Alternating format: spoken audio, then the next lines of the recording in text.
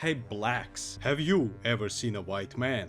Because today we're going back in time to explore the world before they invented melanin. In a world of King of Dragon Pass, which is a fun, historically accurate, visual novel about the collapse of Yugoslavia. Similarly to other games of this type, you win by seducing a succulent Asian bride by choosing correct dialogue options and stopping her disgusting subhuman horsefuckers from pillaging your manure pits. Much of the fun in this game comes from making hundreds of meaningful decisions, like in one of those choose your option adventure books.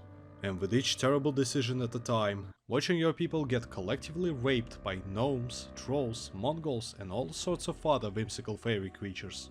You begin as a group of impoverished refugees because your homeland was just conquered by a legendary magician pharaoh, who established a holy empire with himself as an immortal god emperor. Every year, you distribute magic juice between your population groups, like farmers or warriors, to make them work harder. Leave some magic in stock for emergencies because those are not a joke.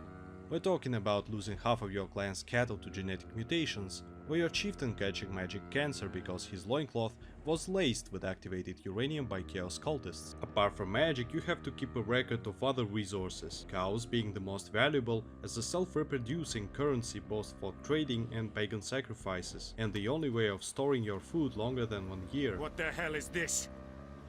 Right. You take me for a blind man or a fool? This grain is rotten. As for population, we have workers such as farmers, hunters or tradesmen who produce your food and goods, but they also don't mind to have some fun participating in ethnic cleansings as your conscripts. And weapon thanes, where your elite 7-foot-tall warriors contributing absolutely nothing to society during peacetime because they serve as officers and heavy infantry during raids. Weapon thanes pay very well for themselves if you're a senseless warmonger that spends each summer harassing neighbors. If you see red-colored tribes around you, these are your prime targets for your bullying.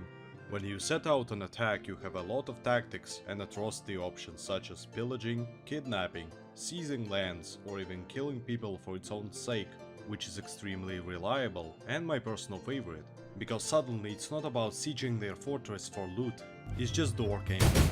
Because the less people they have, the less resistance they will put up the next time.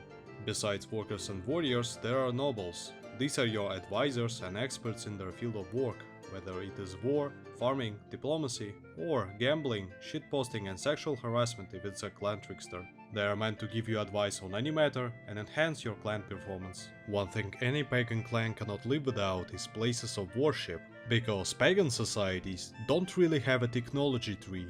We can directly communicate with the gods. So instead of researching solution for a problem, why not just ask them to solve it for you? Better yet, instead of implementing new production methods, we just build an altar and power it up by blood and souls of our cattle, which fixes any inconveniences for us. But you can't have all of them. So here's a quick guide for a hard difficulty. Firstly, you need to make sure as much as possible of the farming blessings are active for avoiding starvation, starting with all of these blessings. Being rich and objectively better than your neighbors is a burden.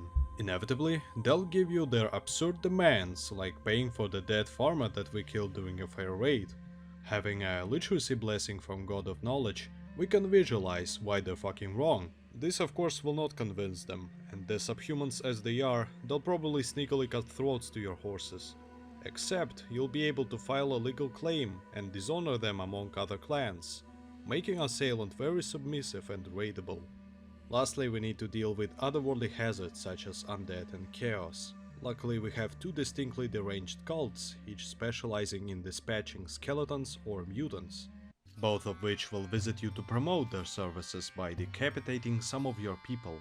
And they don't take no for an answer, because if you still couldn't tell, this is a 4x strategy, but you're playing a minor faction, meaning the only thing you can beat is another minor, which is still enjoyable, and when you get bored of it, there is a ton of lore, who am I kidding, just delete it.